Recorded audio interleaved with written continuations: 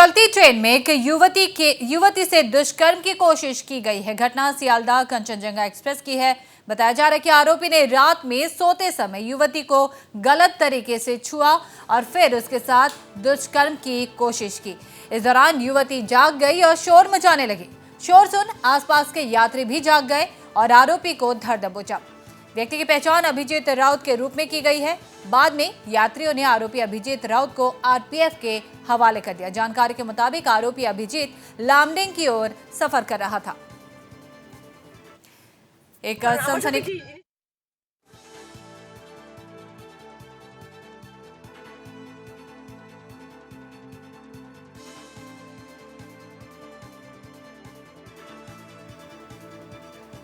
इस वक्त एक बड़ी खबर सामने आ रही है। चलती ट्रेन में एक युवती से दुष्कर्म की कोशिश की गई है। घटना सियालदह कंचनजंगा एक्सप्रेस की है।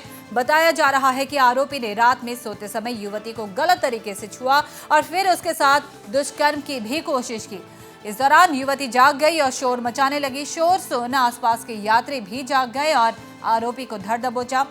व्यक्ति की पहचान अभिजीत राउत के रूप में बताई गई है। बाद में यात्रियों ने आरोपी अभिजीत राउत को आरपीएफ के हवाले कर दिया। और जैसा कि जानकारी सामने आ रही है, आरोपी अभिजीत लामडिंग की ओर सफर कर रहा था।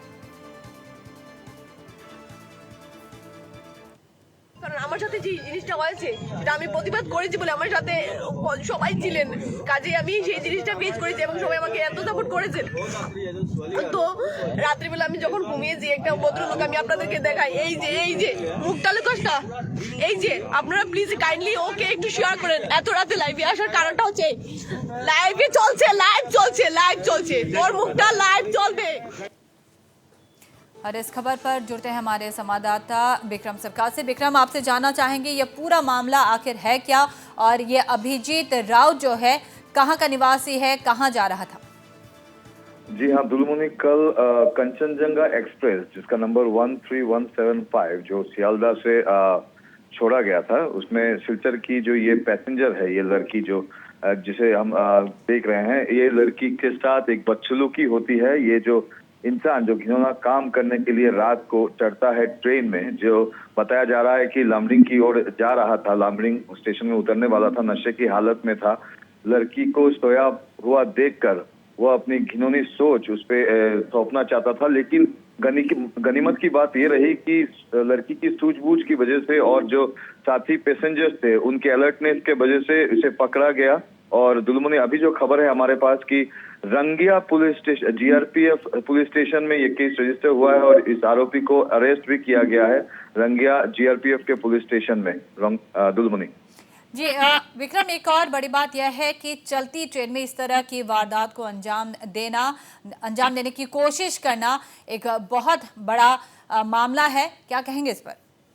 जी हाँ दुलमुनी, देखिए ये जो पूरी सिस्टम है, रेलवे की पूरी सिस्टम में भी एक सवालिया निशान लगाती है, क्योंकि लाखों की तादाद में लोग बहुत सारे जगहों से अपने घरों की ओर आते हैं या अपने घरों से अपने काम के लिए जाते हैं। और बहुत सारे ऐसे केसेस सामने भी आते हैं कि जहाँ पे लूटमार की घटना हो जाती है या लड़कियों के साथ छेड़छाड़ हो जाती है, उनके शारीरिक शोषण तक हो जाता है।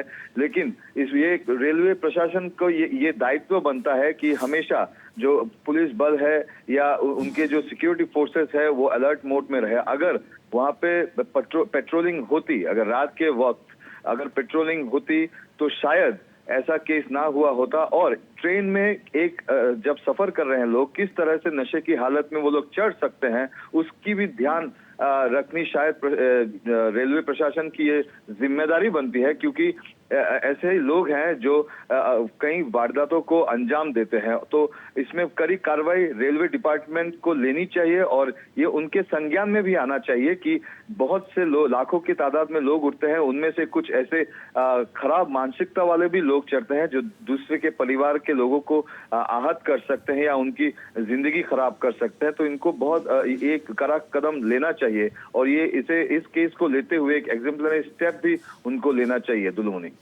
जी बहुत बहुत शुक्रिया फिलहाल विक्रम हमसे जुड़ने के लिए।